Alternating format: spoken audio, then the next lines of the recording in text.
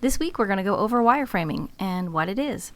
You'll be creating one for your own website, but this technique is something, if you decide to go into the web design world, you'll really take with you and be able to use this, not just for this project, but for all website designing. So where does one start with this? Well, the first thing I like to do is take an asset inventory account. And what that is basically gathering up all the assets that you need. Now for your own sites, it's going to be different for each of you, but you're going to gather up your own stuff. Some of you will be creating logos and coming up with everything because you're doing made up businesses or content that hasn't been created.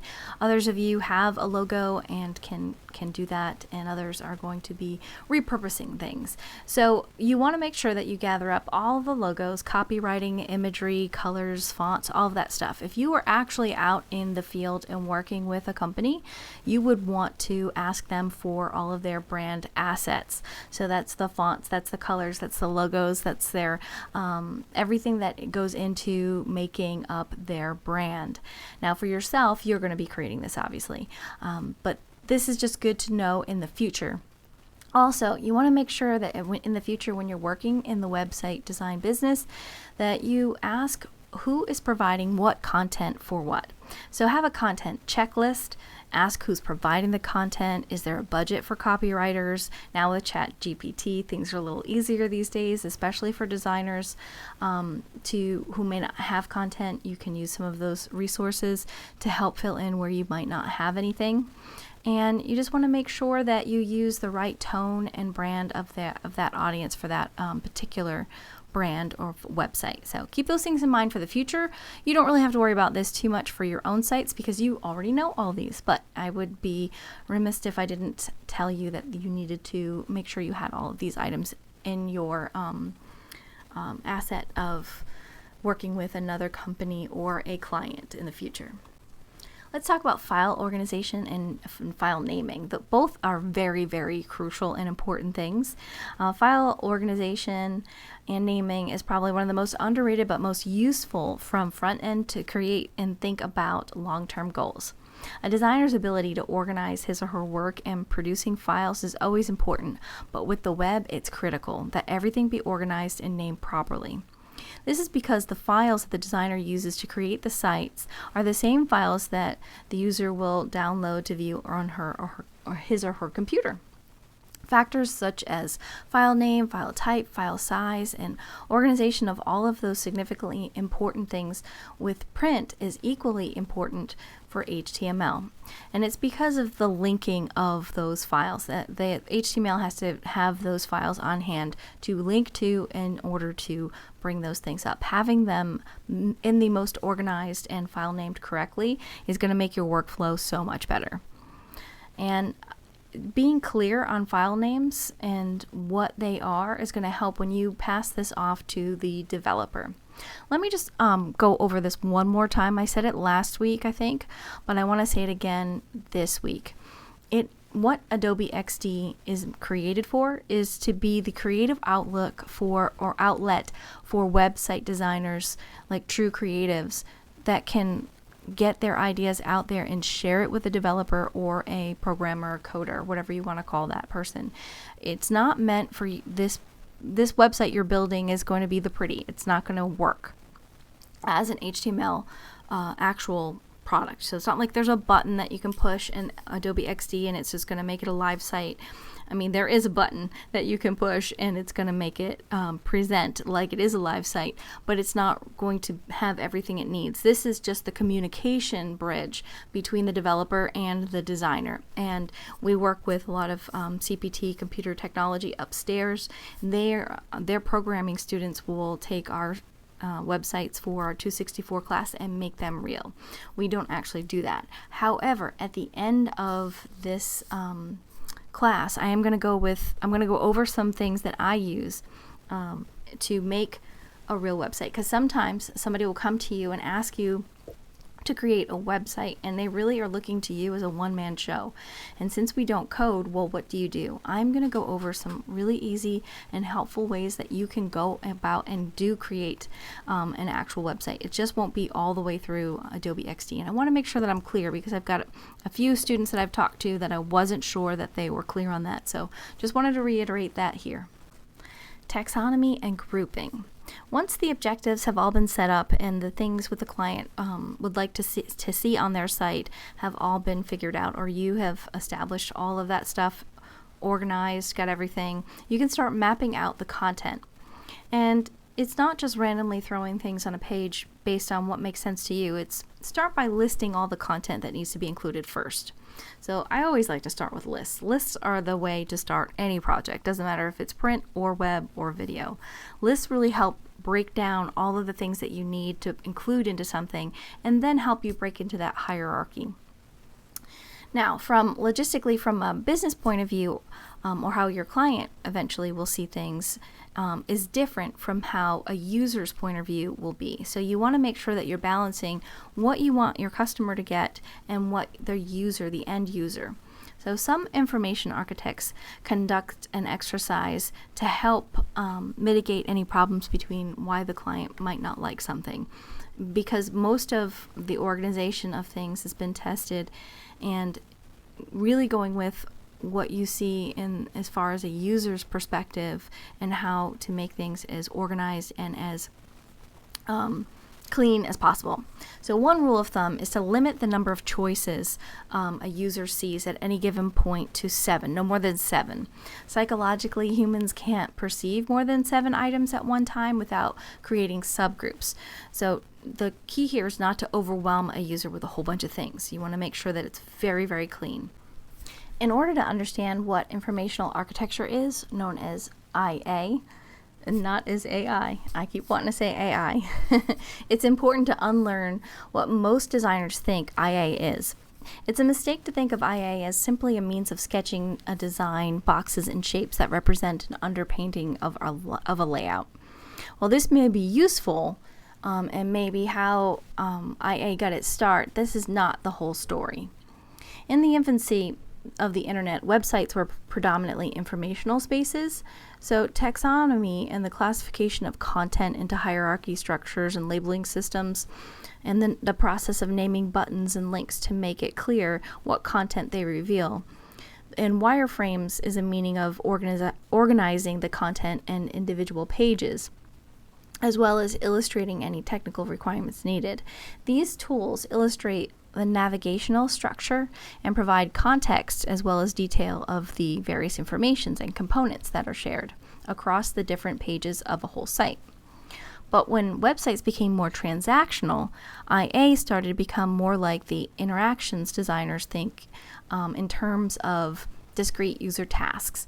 So mapping out user flow, designing the function and point of view from the individual.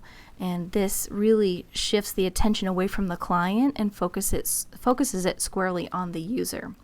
So making sure that you don't have that many choices and that you are able to find what you need to as quick as possible. User scenarios became the standard of IA and delivery, so showing the path to desired location and the outcome.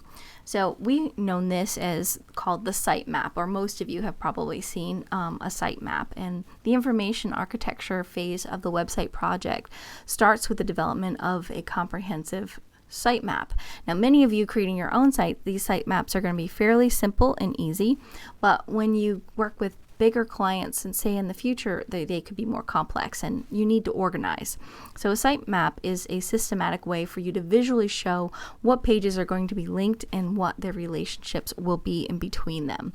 So it's just important to know. Yours probably won't be as elaborate as some in the future you may have, but I wanted to make sure that we went through every single piece of building the website out. But making sure that your interactions are simple, that you have a sitemap, and then that builds itself out to wireframing, which is coming up in just a minute. So right here you can see a sitemap. This is just a really basic way to think about the site's interactions and all its pages it will need.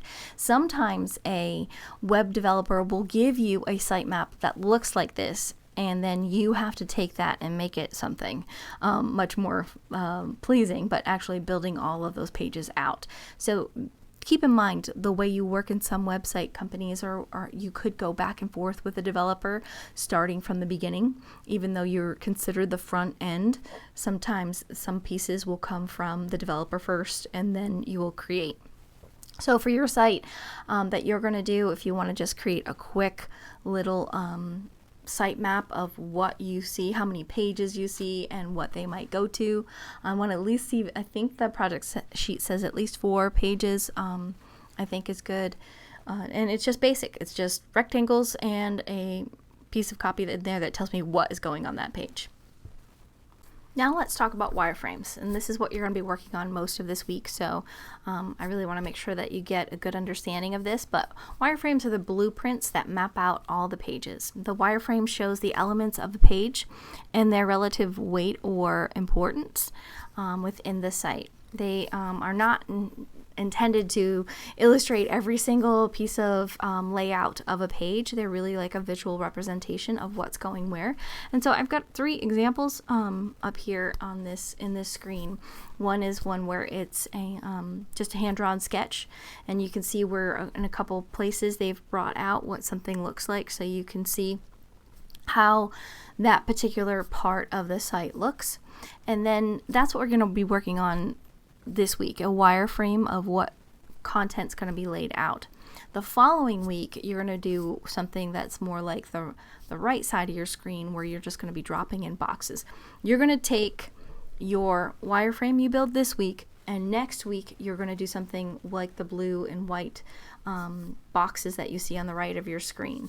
So the hand-drawn part of this is just the visualization, like getting your thoughts out on paper, what this should look like. And then next week we'll translate that into Adobe XD with boxes and things to represent. I will actually give you a wireframing kit for you to use if you want. There are a bunch out there online, so you can feel free to get one. But this week is the sketch part, so make sure that you really understand that. If you don't, please let me know. I can go over it with you. But wireframing is just an essential part of how you're going to build your site, the start of seeing what content needs to go where and how things are going to look. All right, week 3, let's go over this project sheet for that's in the Dropbox. So I want to see you sketching your wireframe. I'm not saying that sketches and wireframes are separate. They're the same thing. Sketching out your wireframing. I want to see your user flow list.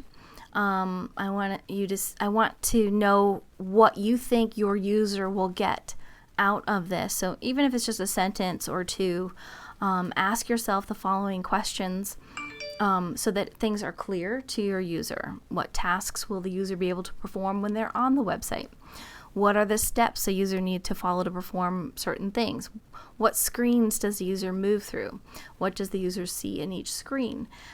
Sketching user flows and creating that diagram like I showed you with the sitemap may help. And then be detailed as possible. Not everything has to be a piece of art here. This is really getting those ideas out. I want to see hierarchy of information and include notes about functionality and behaviors between pages or interactions within the buttons. Really take your time. I'm giving you this entire summer to come up with something really, really cool. You should be really excited and passionate about what you are creating. So you want to make sure that you are putting everything you have into this. It's a great opportunity to create a real portfolio piece here. So think about all of these things, everything from a button to how you're going to move from page to page. You really want to think all of those things out, and that's what I want to see in the Dropbox by the end of the week, is the sketching part of this wireframe part. I've included this video in this presentation, but also in the week 3 project sheet on Dropbox. I highly recommend you watch this. This is enlightening in how you go about wireframing in a step-by-step kind of manner. In this video, she goes over both the hand-drawn and computer-generated wireframing. For your project, you're going to end up doing both. So this week, we're working on the hand-drawn portion of it, and next week, we'll take that hand-drawn version and make it digital. And I've even included in week 4 some wireframing kits in Adobe XD for you to break some of your stuff out into to help make the process a little easier. Hopefully you're liking the book. Adobe XD is an amazing tool. It should start to feel really easy and familiar because it works a lot like Illustrator and InDesign and Photoshop. So hopefully you're feeling that way. If not, set up a time to meet with me. I can enlighten you on Adobe XD, but keep taking those quizzes and going through the book, because that's where you're going to get all the resources you need to build out your website. Okay, well, that's all I have for this week. I hope you have a great week. Please call or text or email any questions that you have. I'm always here for you. So I'd love to help you if you have any questions on Adobe XD or the project. Thanks, and have a great week.